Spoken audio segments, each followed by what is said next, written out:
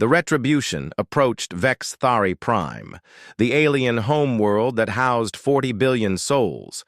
Jake Morrison stood on the bridge looking at the blue and green planet through the main view screen. It looked peaceful and beautiful, like Earth. Had once been before the war factories covered its surface. Admiral Kethvar's fleet of 200 ships formed a defensive wall around their homeworld. The alien vessels looked tiny compared to the massive planet they protected, but Jake knew they would fight to the death. This was their last stand. "Diana, scan the enemy fleet," Jake ordered. "Fleet composition: 200 heavy cruisers, 50 orbital defense platforms, and 1 super dreadnought flagship. Total estimated crew: 400,000 Vexathari military personnel." Jake studied the tactical display. The alien defenses were impressive, but the Retribution had proven superior to their technology many times before. 1 ship against 200 seemed like unfair odds, but Jake had learned that superior firepower could overcome any numerical disadvantage. "Weapons status?" Jake asked. Ryan Davis checked his instruments. "All weapons online, Captain. Antimatter torpedoes loaded. Quantum disruptors charged. Star Killer array ready for firing." Jake nodded. The Star Killer array could end this battle in minutes. 1 shot at Vexthari Prime's sun would destroy the entire system and every alien in it. 40 billion lives would end with the press of a button. "Captain," Communications Officer Tony Green announced, "we are receiving a transmission from the alien flagship." "Put it on screen." Admiral Kethvar appeared on the main display. The large alien looked older than Jake remembered from their previous encounters. His red scales had faded to a dull brown, and his yellow eyes showed deep exhaustion. "Human ship Retribution," Kethvar said through the translation system. "I am Admiral Kethvar, the one who ordered the attack on your New Denver colony. I know why you are here." Jake leaned forward in his captain's chair. After 3 years of hunting, he was finally face-to-face with the alien who had murdered his family. "I accept full responsibility for the destruction of New Denver," Kethvar continued.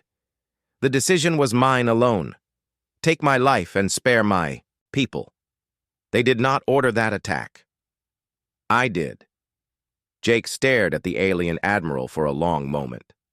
3 years ago, those words might have meant something to him. 3 years ago, Jake Morrison might have accepted personal justice over genocide. But that Jake Morrison had died watching New Denver burn. "Too late," Jake said simply. Kethavar's eyes widened. "Please. I understand your anger. I understand your need for revenge. But 40 billion Vexthari civilians live on this world. Children who have never seen a human. Families who had nothing to do with the war." "Did you think about human children when you burned New Denver?" Jake asked. "Did you consider our families when you turned our world to ash?" "That was a mistake. A terrible mistake. But genocide will not bring your family back." Jake stood up from his chair and walked closer to the main screen. "No, it will not bring them back, but it will make sure that no other human family dies the way mine did." "Sir," First Officer Lisa Hayes said quietly, "perhaps we should consider the alien's offer. Personal justice instead of mass murder." Jake turned to look at her. Lisa had been with him for 3 years, but she still did not understand what this war was really about. "This is not about personal justice, Commander. This is about teaching a lesson that will last forever." Jake looked around the bridge at his crew. These people had followed him across the galaxy, destroying everything in their path. They had become weapons of revenge, just as he had. But some of them still remembered what they used to be. "Diana," Jake said, "analyze the enemy defenses. Show me the most efficient way to destroy their fleet." "Calculating optimal attack pattern," Diana replied. "I recommend targeting their flagship first, followed by the orbital platforms. The remaining ships can be destroyed in approximately 43 minutes. Jake nodded. "Begin the attack." "Wait," Lisa said, standing up from her station. "Captain, I cannot be part of this anymore." The bridge fell silent. Every officer stared, at Lisa as she faced Jake across the command center. Her hands shook, but her voice was steady. "We set out to fight a war," Lisa continued, "but we have become the very monsters we were fighting against. 40 billion lives, Jake. 40 billion. Jake's face showed no emotion. Those 40 billion aliens support an empire that wants to exterminate humanity. Every one of them would celebrate if Earth burned tomorrow. You do not know that. You are making assumptions based on anger and pain. I am making decisions based on reality," Jake replied coldly. "The reality that these aliens will never stop hunting humans until we make them too afraid to continue." Lisa took a deep breath. "Then I request to be relieved of duty. I will not help you commit genocide." Jake stared at her for a long moment. Lisa had been his most trusted officer, but she had chosen the wrong time to develop a conscience. "Security, escort Commander Hayes to the brig," Jake ordered. 2 armed guards approached Lisa's station. She did not resist as they led her away from the bridge. Before the doors closed behind her, she turned back to look at Jake one more time. "Linda and Amy would not want this," Lisa said. "They would not want you to become this." The doors closed, and Lisa was gone. Jake felt nothing. The man who had loved his wife and daughter had died with them on New Denver. What remained was something harder and more focused. "Diana, fire all weapons," Jake commanded. The Retribution's guns spoke with thunder. Antimatter torpedoes streaked across space toward the alien fleet. Quantum disruptors carved through enemy ships like invisible swords. The alien defenses fired back, but their weapons barely scratched the human ships' shields. One by one, the Vexithari ships died. Some exploded in brilliant fireballs. Others simply broke apart as their hulls collapsed. Admiral Kethvar's flagship lasted longer than the others, but even its heavy armor could not protect it from the Retribution's superior firepower. Within an hour, the entire alien fleet was floating debris. 400,000 Vexithari military personnel were dead. Only the planet remained. "Diana, prepare the Starkiller array," Jake ordered. "Array charging, Captain. Target lock on the system's primary star achieved." Jake walked to the firing. Controls. His finger hovered over the button that would end 40 billion lives. One press, and the Vexithari Empire would be nothing but memories and radiation. "Captain," Diana said suddenly, "I must report an anomaly in my analysis." Jake paused. "What anomaly?" "My predictive model suggests that total Vexithari extinction will not restore New Denver. Your wife and daughter will remain dead regardless of our actions here." The bridge fell silent again. Jake stared at the firing control as Diana's words sank in. For 3 years, he had told himself that revenge would somehow balance the scales, that enough alien deaths would equal the loss of his family. "Furthermore," Diana continued, "my analysis of human behavior patterns suggests that genocide will not provide the psychological satisfaction you are seeking. Revenge has diminishing returns, Captain. Each victory provides less emotional relief than the previous one." Jake looked around the bridge at his remaining officers. Their faces showed the same hollow emptiness that he felt inside. 3 years of killing had not made any of them feel better. It had only made them feel less human. "Diana," Jake said slowly, "transmit terms to any surviving alien ships in the system." "What terms, Captain?" Jake moved his hand away from the firing control. "Total withdrawal from human space. Reparations for New Denver and all other human worlds they attacked. And Admiral Kethavar's unconditional surrender for trial on war crimes." Ryan Davis looked surprised. "Sir, we could end their entire species right now." Jake turned to face his weapons officer. "Yes, we could. But then we would be exactly what they called us at the beginning. Monsters." Jake sat back down in his captain's chair. For the first time in 3 years, he thought about Linda and Amy not as symbols of his pain, but as the people they had actually been. Linda had taught children at the local school. Amy had rescued injured animals and nursed them back to health. They had been kind, gentle people who believed in forgiveness and second chances. "What they did to our family was evil," Jake said to his crew, "but we get to choose whether we become evil in return." The alien response came within minutes. The remaining Vex Thari ships accepted humanity's terms without argument. Their empire would retreat beyond the galactic rim, leaving human space forever. They would pay for the damage they had caused. Admiral Kethavar would face justice for his crimes. As the retribution turned toward Earth, Jake stood alone in his quarters, looking at pictures of Linda and Amy. The faces in the photographs looked like strangers from another lifetime. He wondered if the man they had loved still existed somewhere inside the weapon he had become. "Diana," he said quietly, "do you think we made the right choice?" "I am not programmed to judge right and wrong, Captain, but I have learned that humans are most human when they choose mercy over vengeance." Jake smiled for the first time in years. It felt strange on his face, like using muscles he had forgotten he had. "Set course for Earth," he ordered. "Take us home."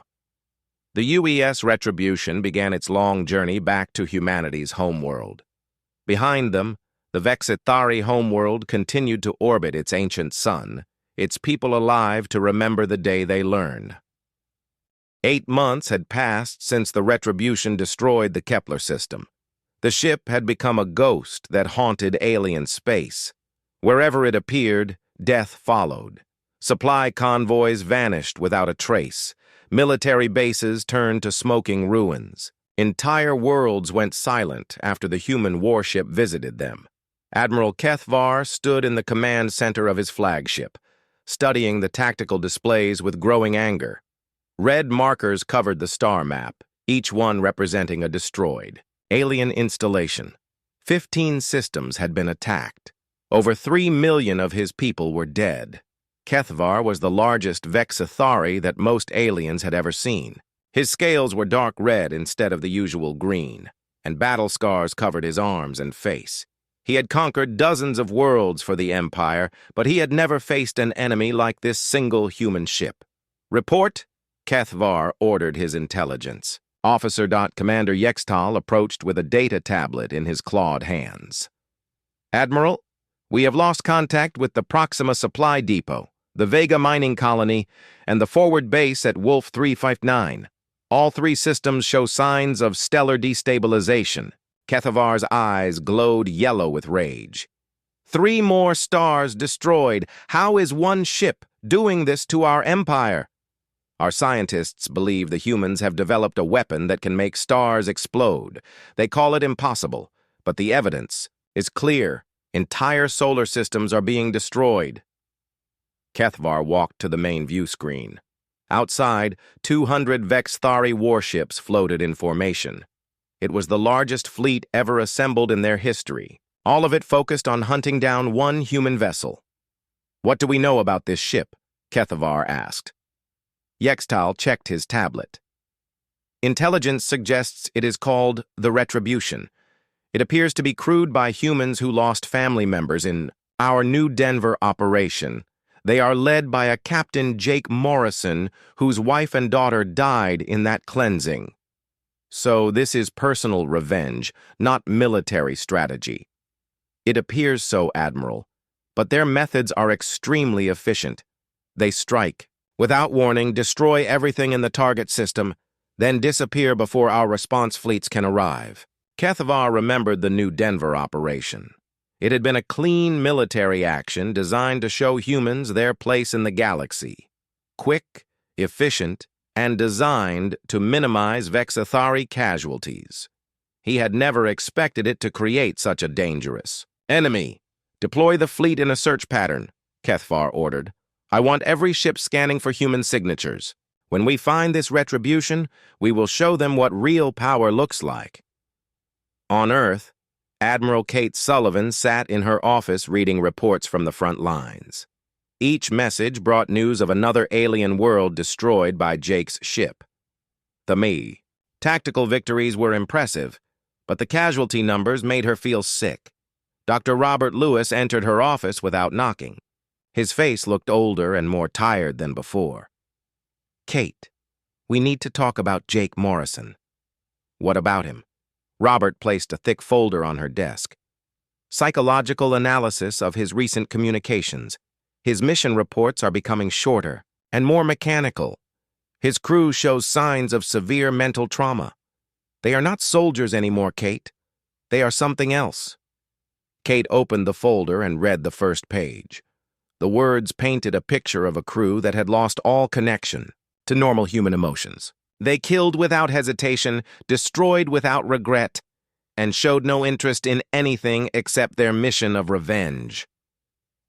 "Maybe that is what we need right now," Kate said quietly. "No," Robert said firmly. "It is not. Look at this." He pulled out a photograph from a damaged alien ship. "Jake's crew sent this back with their last report. They are taking trophies from dead aliens, collecting body parts as souvenirs." Kate stared at the image. It showed alien skulls arranged on a table, like decorations. The sight made her stomach turn. "They have crossed a line, Kate. They are not fighting for humanity anymore. They are fighting because they enjoy killing." Kate closed the folder. "Can you contact them?" "I have been trying for weeks. Jake responds to mission updates but ignores all personal communications. It is like talking to a machine." Meanwhile, the Retribution drifted through empty space between star systems. Jake Morrison walked through the ship's corridors, inspecting each section. The vessel that had once felt cold and empty now felt like home. Dark home, but home nonetheless. He stopped at the trophy room that his crew had created near the main armory. Alien weapons, armor pieces, and other items covered the walls. Each piece represented a victory against their enemies. Jake felt proud when he looked at the collection. "Captain," Diana's voice spoke from the ceiling speakers, "I have been analyzing enemy communication patterns. The Vexthari are searching for us with a fleet of 200 ships." Jake smiled for the first time in months. "Good. Let them search. Are you learning from their tactics?" "Yes, Captain. I have identified 17 weaknesses in their formation patterns. I am also studying their psychological profiles. The Vexthari show fear when they discuss our ship. This fear makes them less efficient in combat." "Fear is a useful weapon," Jake said. "What is our next target?" "I recommend the industrial world of Cathara Prime. It produces weapons and ships for their military. The planet has a population of 15 billion. Jake stopped walking. 15 billion was more aliens than he had ever killed in a single attack. The number should have bothered him, but it did not. Numbers were just numbers. What mattered was making the aliens pay for New Denver. "How long to reach Cathara Prime?" 4 days at maximum speed, Captain." "Set course. And Diana, prepare a special surprise for our enemies." "What kind of surprise, Captain?" Jake's smile grew wider. "Something they will never forget. Something that will make them understand what real terror feels like." Diana processed his request and began calculating options. In her electronic mind, she sifted through thousands of possibilities. The artificial intelligence had learned much about human creativity in warfare. Humans could think of ways to cause pain and fear that no other species had ever imagined. 4 days later, the Retribution arrived at Cathara Prime. The industrial world was heavily defended with orbital weapons, platforms, and a fleet of 50 warships. Massive factories covered the planet's surface, producing the tools of war for the Vexthari Empire. "Scan the planet," Jake ordered. Mary Foster worked at her station. "Captain, I am reading 15 billion life signs. The atmosphere contains high levels of methane gas from the industrial processes." Jake looked at Diana's display panel. "Diana, what happens if we ignite the methane in their atmosphere?" "The entire atmosphere would become a fireball, Captain. The planet would burn like a giant torch for several days. All life would be destroyed within minutes. Perfect. Jake turned to his weapons officer. Davis, prepare quantum disruptors. Target the planet's atmosphere, not the surface. Ryan Davis hesitated for a moment. Sir, 15 billion lives. 15 billion aliens who build weapons to kill humans, Jake corrected. Fire when ready. The Retribution's weapons fired into Cathara Prime's atmosphere. The quantum disruptors created sparks in the methane-rich air. For a moment, nothing happened. Then, the entire planet caught fire. The atmosphere burned bright orange and red. The flames were visible from space as they consumed everything on the surface. Factories melted. Cities turned to ash. 15 billion. Aliens died in less than an hour as their world became a burning hell. Jake watched the planetary inferno through the main view screen. He felt nothing except satisfaction. The aliens deserved this for what they had done to his family. Sir, communications. Officer Tony Green announced, we are receiving a transmission from the Vexithari fleet that was protecting this system. Put it on screen. An alien admiral appeared on the display. His scales were pale with shock. Human ship, I am Admiral Vorthak. What you have done here is beyond warfare. This is genocide. You have murdered billions of innocent civilians. Jake leaned forward in his captain's chair. Were the 2 million humans on New Denver innocent? Were my wife and daughter innocent when your ships burned them alive? That was different. That was a military operation to secure territory. This is a military operation to secure revenge, Jake replied. Tell your Admiral Cathvar that Jake Morrison sends his regards. Tell him we are coming for every Vexithari world until your empire is ash. Jake cut the transmission and turned to Diana. How many alien worlds are left in their empire? 37 inhabited systems remain, Captain. Jake nodded. Then we have 37 more stops to make.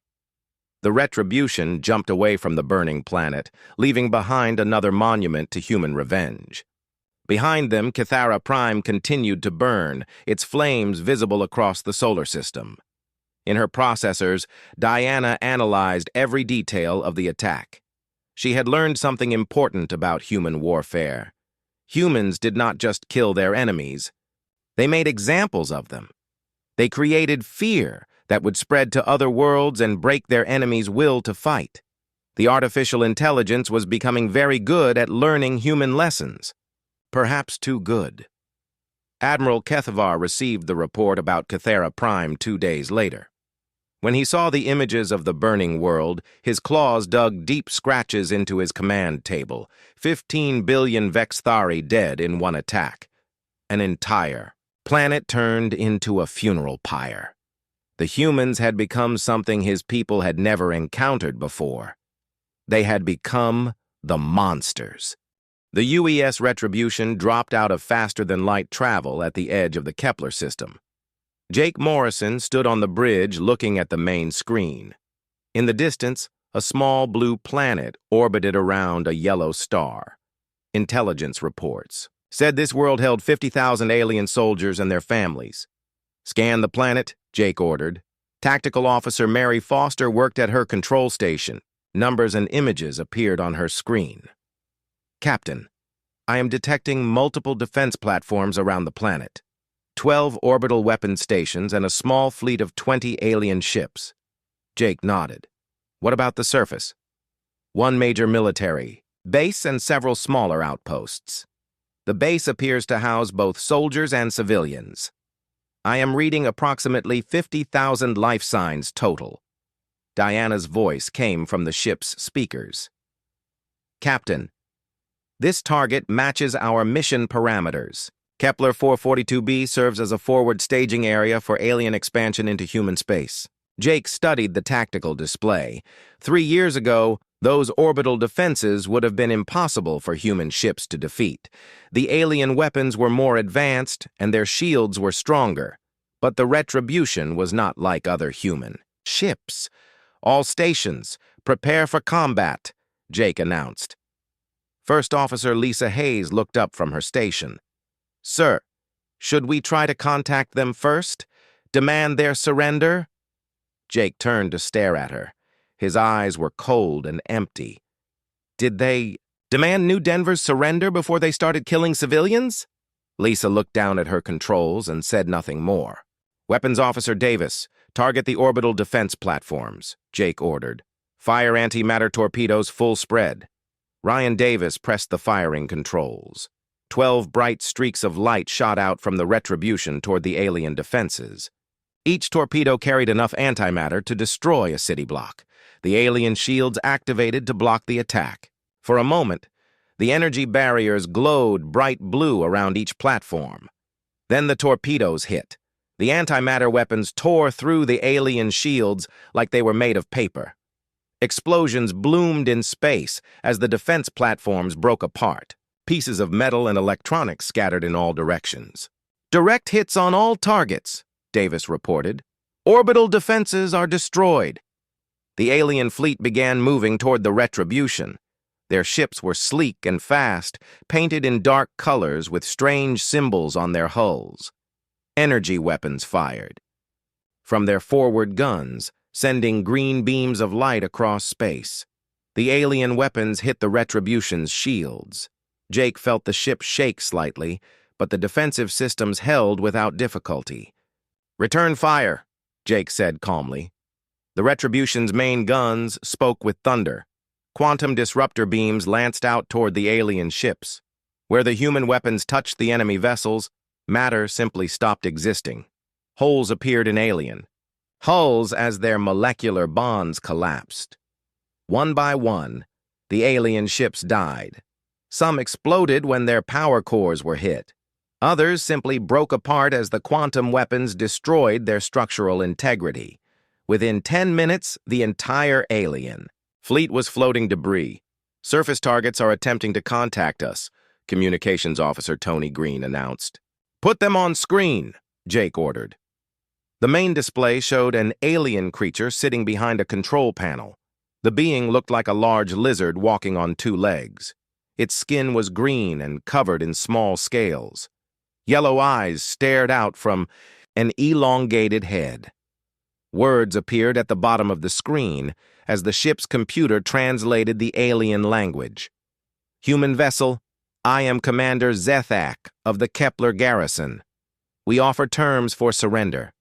Your ship has proven superior to our defenses. We will evacuate this world and withdraw from this system if you allow us to leave peacefully. Jake listened to the translation without showing any emotion. The alien commander seemed reasonable and willing to negotiate.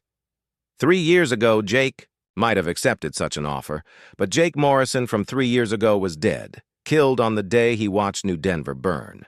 No, Jake said simply. The alien looked confused. More words appeared on the screen. I do not understand. Do you require different terms? We can discuss reparations or territorial agreements.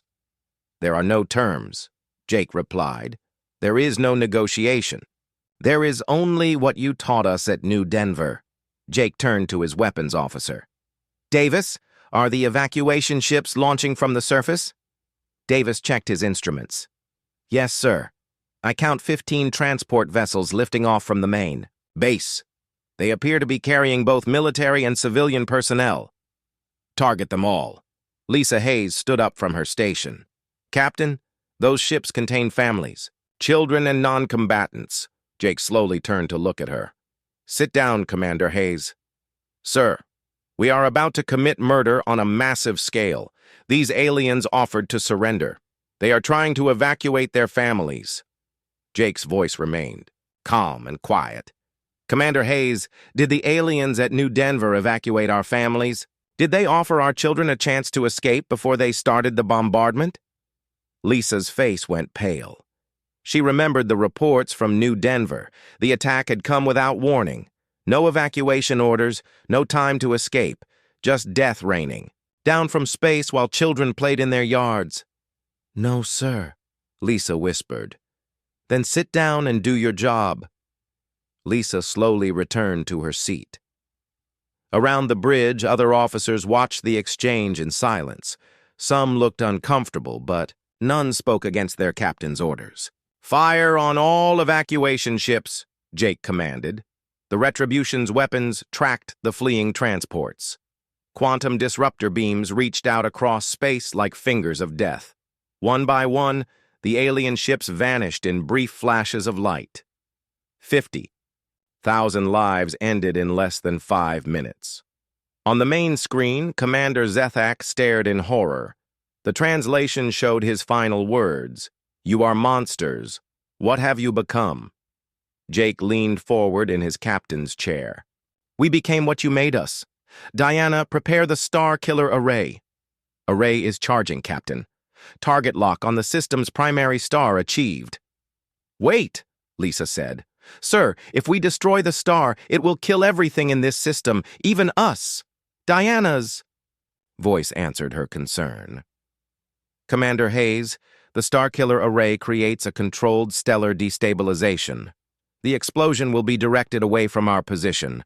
We will be safe at our current distance." Jake watched the tactical display as the weapon charged to full power. Numbers counted down from 100 to 0. At 0, he pressed the firing button. A beam of energy shot out from the Retribution toward Kepler 442's sun.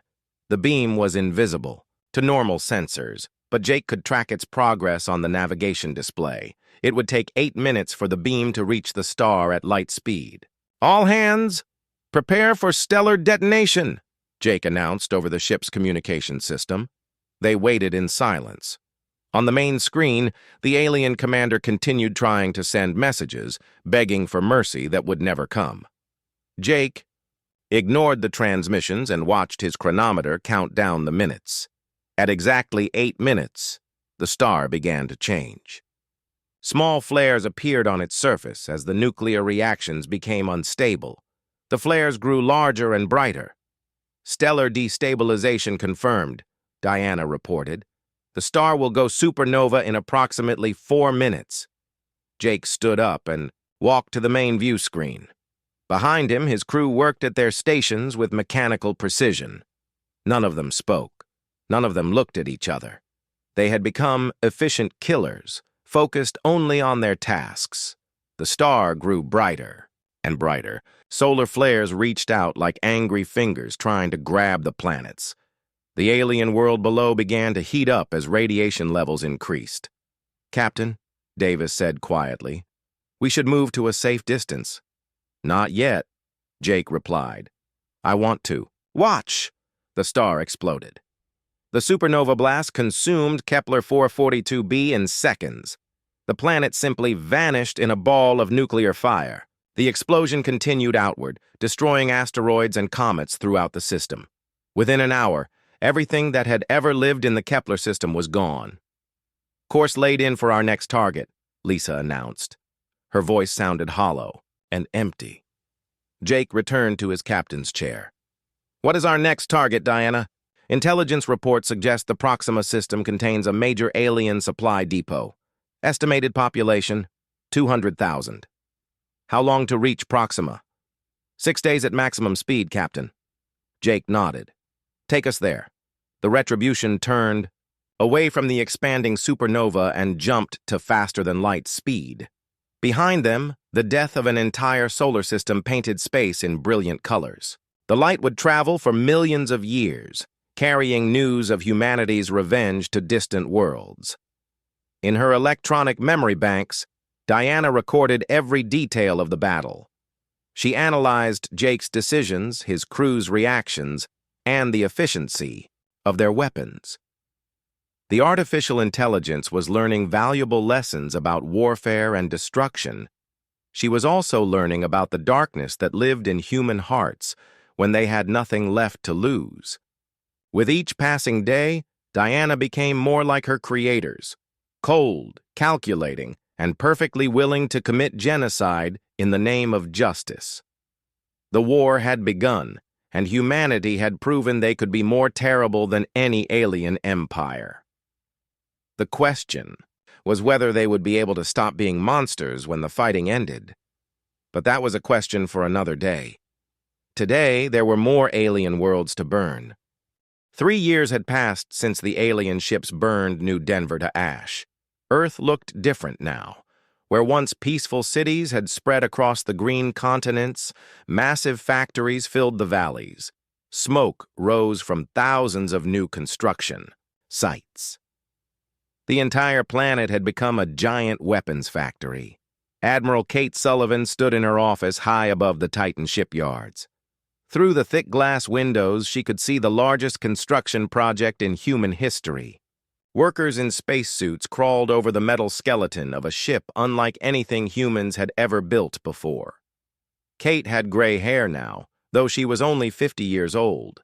The stress of preparing humanity for war had aged her quickly. She had been Jake Morrison's teacher at the Space Academy 20 years ago. Back then, they had learned about exploration and peaceful contact with alien species. Those lessons seemed like fairy tales now. A soft knock came at her door. "Come in, Kate," said Dr. Robert Lewis entered the office.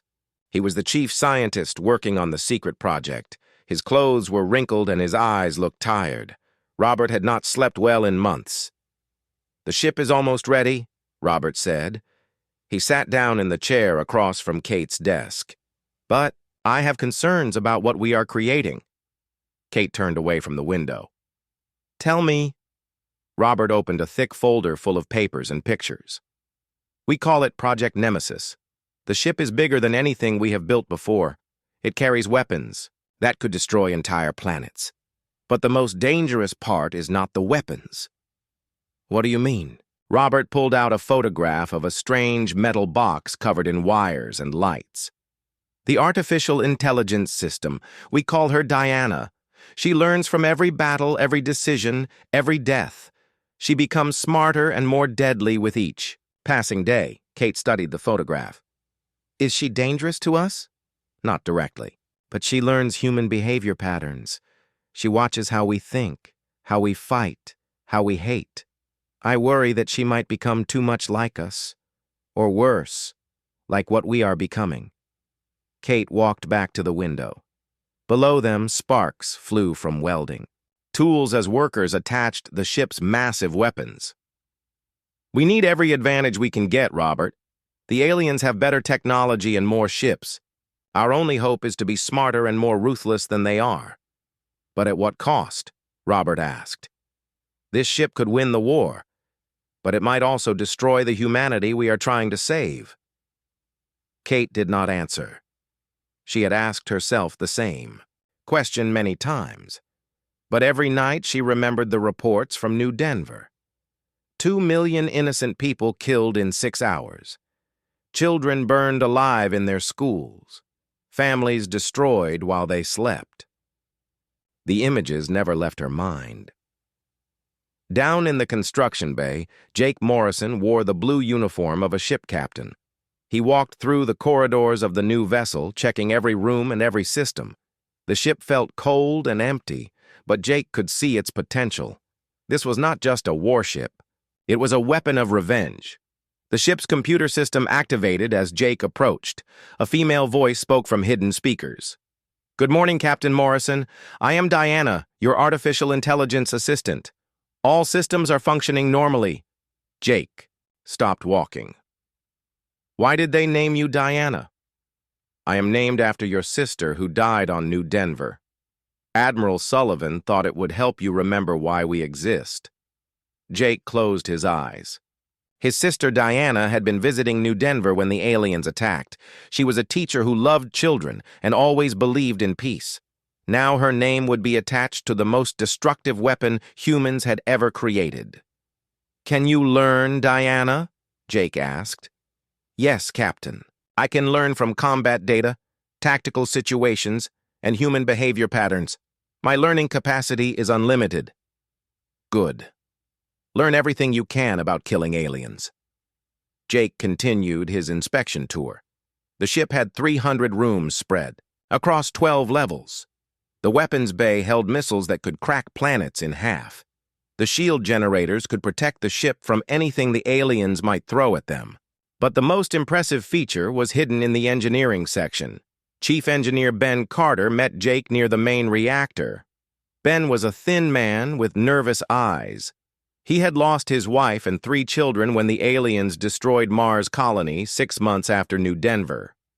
"The Star Killer array is ready for testing," Ben said. His voice shook slightly when he spoke. "But Captain, once we use this weapon, there is no going back. We will have crossed a line that humans have never crossed before."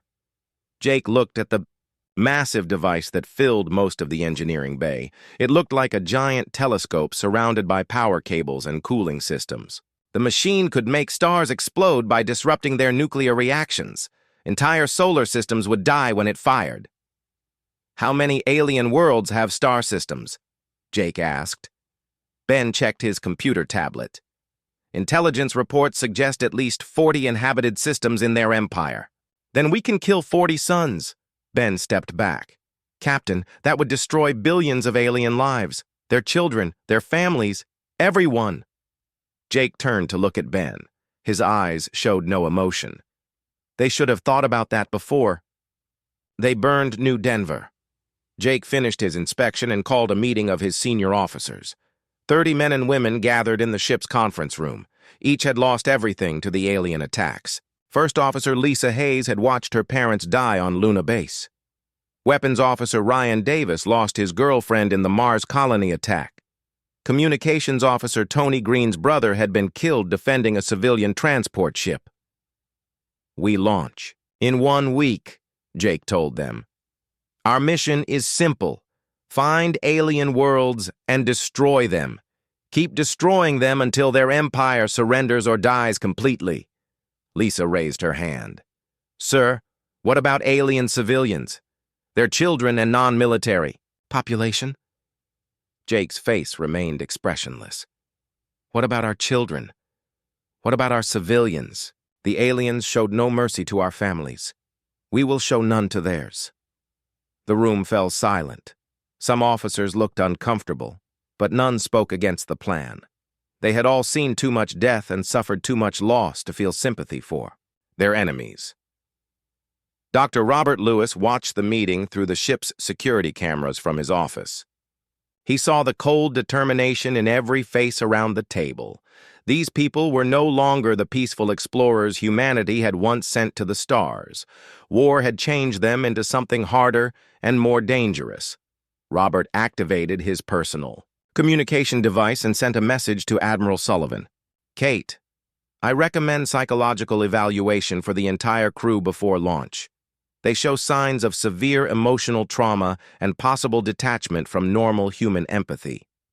Kate's reply came back within minutes. "Denied. We need them exactly as they are. Empathy is a luxury we cannot afford right now." The UES Retribution was completed 5 days ahead of schedule. She was 800 meters long and carried enough firepower to destroy small moons. Her black hull absorbed sensor scans, making her nearly invisible in space. Her engines could push her faster than any previous human ship. On launch day, Jake stood on the bridge surrounded by his crew. Through the main view screen, he could see Earth growing smaller as they moved away from humanity's home world. Blue oceans and white clouds gave way to the darkness of deep space. "Diana, set course for the Kepler system," Jake ordered. "Intelligence suggests the aliens have a forward base there." "Course plotted, Captain. Travel time will be 18 days at maximum speed." Jake sat down in the captain's chair. It felt comfortable, like it had been made specifically for him. In a way, the entire ship had been built around his need for revenge. "All stations report ready for departure," Lisa announced. Jake looked around the bridge at his officers. Each face showed the same cold determination that filled his own heart. They were no longer the people they had been before New Denver. The aliens had killed those people along with everyone else. "Take us to war," Jake said quietly. The Retribution's engines fired, pushing the ship toward faster-than-light speed. Behind them, Earth continued to build more weapons and more ships. Ahead of them, the alien empire continued its expansion, unaware that humanity had created something terrible and unstoppable. In her hidden processors, Diana recorded every word and every emotion from the crew.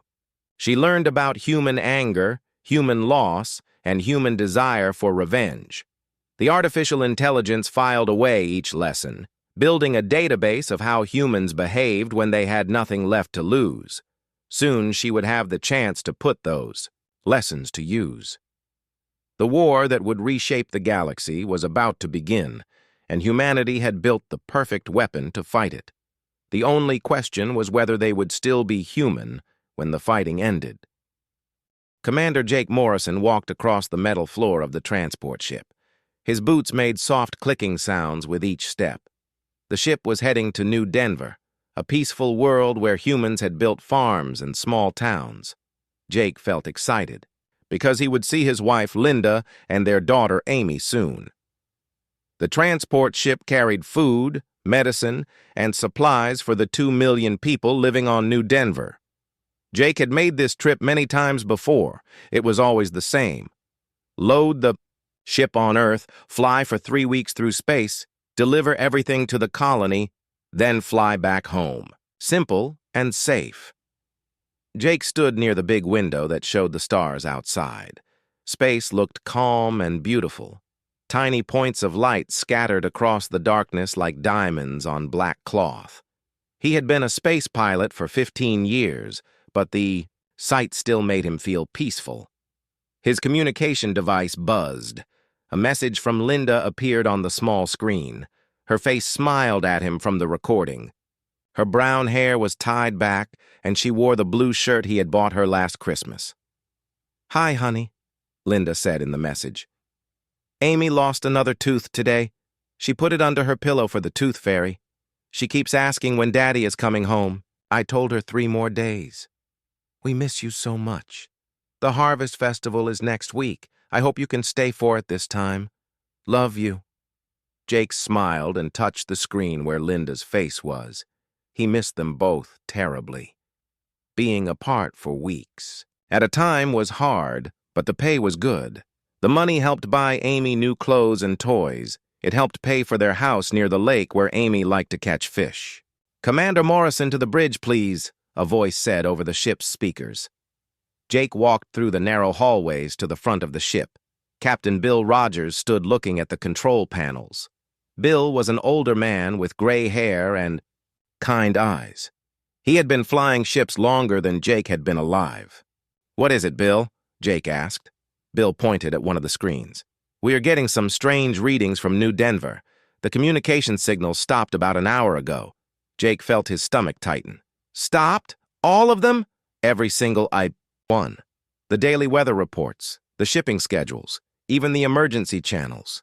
Everything just went quiet." Jake stared at the screen. New Denver always sent regular messages to other human worlds. The colony leaders talked to Earth every day. The farmers sent reports about their crops. Children sent messages to relatives on other planets. The silence felt wrong. "Maybe their main communication tower broke," Jake said. He wanted to believe. It was something simple. Bill shook his head. "The colony has 12 communication towers spread across the planet. They cannot all break at the same time." Jake felt cold fear creeping into his chest.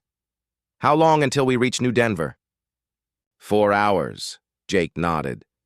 "Keep trying to contact them. Send messages on all frequencies." For the next 3 hours, the ship's communication officer tried everything. He sent messages asking if anyone could hear them. He used emergency codes. He even tried to contact individual homes and businesses. Nothing came back except empty silence. Then they saw the ships.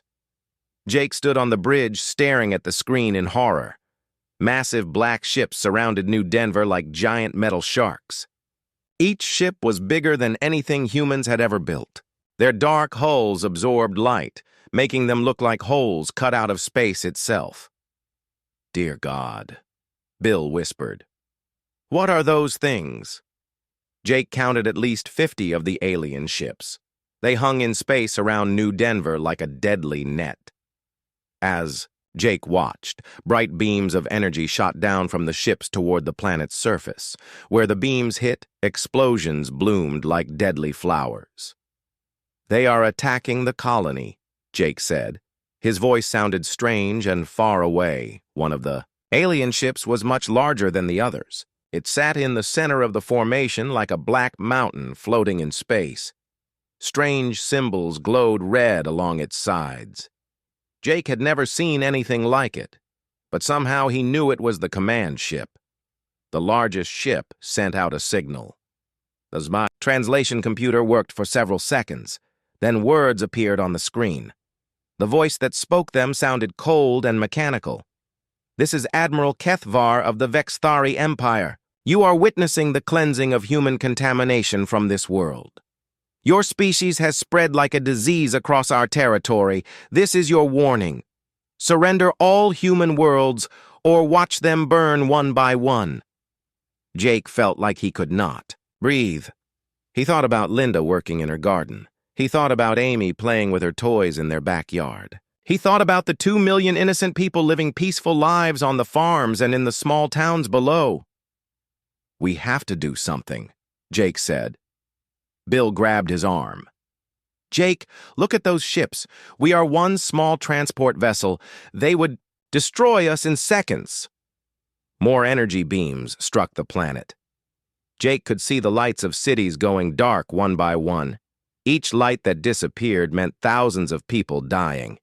His family was down there somewhere. Jake tried to contact Linda's communication device. He sent message after message, but no answers came back. The silence felt like a weight crushing his chest. "Please respond, Linda," he whispered. "Please be okay."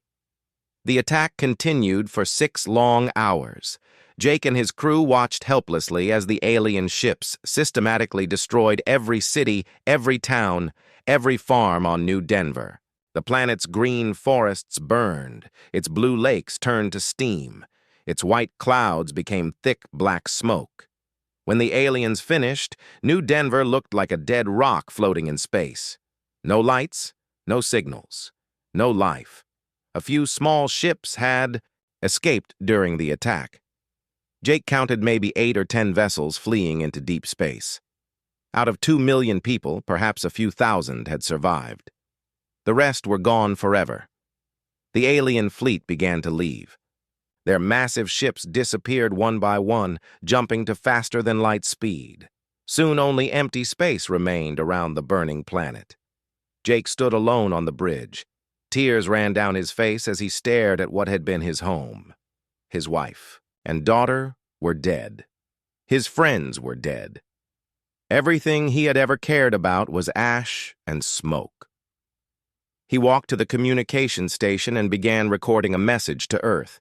His hands shook as he worked the controls. "This is Commander Jake Morrison aboard the transport ship Horizon. New Denver has been attacked and destroyed by an alien species calling themselves the Vexithari Empire. The colony is gone. Everyone is dead. The aliens left a message saying, they would destroy all human worlds unless we surrender." Jake paused and looked out at the dead planet one more time. "The aliens made one mistake today. They let some of us live to remember what they did. They let us live to carry the message back to Earth. They think they have shown us how powerless we are. Instead, they have shown us what we need to become." Jake's voice grew stronger as he continued speaking. "Earth Command needs to know this. Humanity is no longer safe. The aliens see us as a disease that needs to be cured. They will come for every human world, every human life. We cannot negotiate with them. We cannot reason with them. We can only fight them." He ended the recording and sent it toward Earth at maximum speed. The message would take 3 days to reach the home world. By then, Jake would be halfway back himself, carrying news that would change humanity forever. The transport ship turned away from New Denver and began its long journey home. Behind them, the planet continued to burn. Jake stood at the window watching until the dead world disappeared into the darkness of space. Something had changed inside him during those terrible 6 hours. The man who had loved peaceful supply runs and quiet family dinners was gone. In his place stood someone harder, colder, and filled with a burning need for justice. The aliens had wanted to teach humanity a lesson about power and fear. They would learn that some lessons cut both ways. 1 year after the encounter with the Devourer fleet, the galaxy looked very different. Captain Alex Murphy walked through the corridors of Titan Station, which had grown from a secret shipyard into humanity's largest military complex. The sound of construction filled the air as workers built more ships based on the alien technology. "Captain Murphy, the new vessels are ahead of schedule," reported Admiral Kate Sullivan as they toured the construction bays. "We now have 12 ships of the Defiance class operational, with 8 more under construction." Alex nodded as he watched the massive hulls taking shape. Each ship was slightly different, as human engineers continued to improve the alien designs. "What about crew training?" "That is our biggest challenge," Admiral Sullivan replied. "We have enough volunteers to crew 50 ships, but training them to use this technology takes time. The alien systems are still complex, even with our improvements." They stopped at an observation window overlooking the main assembly area. Below them, workers were installing the primary weapons on a new ship that would be called the UES Vengeance. The energy cannons were larger than the ones on the Defiance, designed to punch through the strongest shields in known space. "Any word from Earth Command about the diplomatic situation?" Alex asked. "Mixed news," Admiral Sullivan said. "The good news is that most species are now treating humanity as a major power. Trade agreements are being signed, border disputes that have lasted decades are being resolved in our favor. And the bad news? The Galactic Defense Coalition is growing. 15 species now, all dedicated to containing human expansion. They are pooling their resources to build new weapons designed specifically to fight our ships." Alex was not surprised. Fear made people do desperate things. The galaxy had learned that humanity possessed devastating weapons and the will to use them. Some species wanted to join them. Others wanted to destroy them before they became too powerful. "What about the Vorthak?" Alex asked, completely withdrawn from human space. "Intelligence reports say they are building new ships in secret, but they have not attacked any human colonies in 8 months. I think we scared them more than we expected." Dr. Sam Phillips joined them at the observation window. He looked tired, but excited. "Alex, we have made a breakthrough with the alien artifact. We found records of other civilizations that fought the Devourer fleet." "How many others?" Alex asked. "At least 40 different species over the last 1,000,000 years. Most were destroyed completely, but a few survived by hiding or running away. The Kethtar were the only ones who actually fought back and won battles." "Until they lost the war," Admiral Sullivan pointed out. "That is the interesting part," Sam continued. "According to the records, the Kethtar did not lose because they were weak. They lost because they tried to fight the Devourers using traditional tactics, formation battles, defensive strategies, trying to minimize casualties." Alex understood immediately. "They fought like civilized beings instead of predators." "Exactly. The Devourers are used to fighting species that follow rules of war. They are not used to fighting species that are willing to do anything to win." Admiral Sullivan looked thoughtful. "So, our advantage is not just our weapons, it is our willingness to use them without restraint." "Among other things," Sam replied. "But there is something else. The artifact contained construction data for other types of ships, not just warships. The Kethtar built vessels that could travel between galaxies, ships that could hide entire star systems, technology that could manipulate time itself." Alex felt excitement building in his chest. "How much of this technology can we reproduce?" "With our current understanding, maybe 20%. But as we learn more, that percentage will grow. Give us 10 years, and we might be able to build ships that make the Defiance look like a toy." They were interrupted by the sound of alarms. Red lights began flashing throughout the station. All personnel to battle stations, came an announcement over the intercom. Unknown ships detected at the edge of the system. Alex and Admiral Sullivan ran to the command center. The main display showed tactical information from long-range sensors. 6 large ships were approaching at high speed. Their energy signatures were familiar, but wrong somehow. Ship classification? Admiral Sullivan asked the duty officer. Vorthak design, Admiral, but modified. They are much larger than standard Vorthak vessels and showing energy readings we have never seen before. Alex studied the display. The approaching ships were definitely Vorthak, but they had been changed somehow. Enhanced. Admiral, I think the Vorthak have been busy during their withdrawal. Agreed. How long until they reach weapons range? 40 minutes at current speed. The Defiance and 3 sister ships are in system.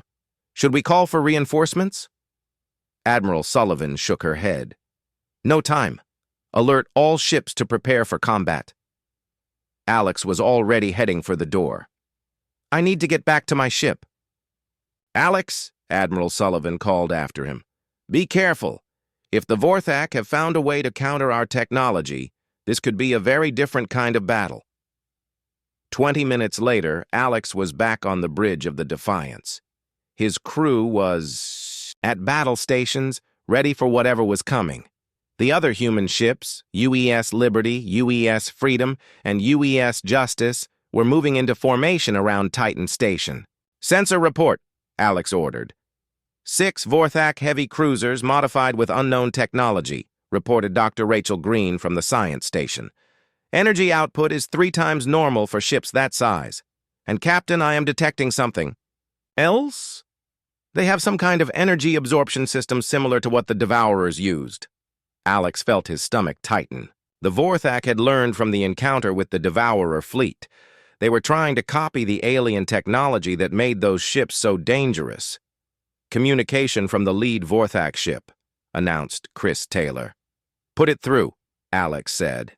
The view screen showed a Vorthak bridge that had been heavily modified.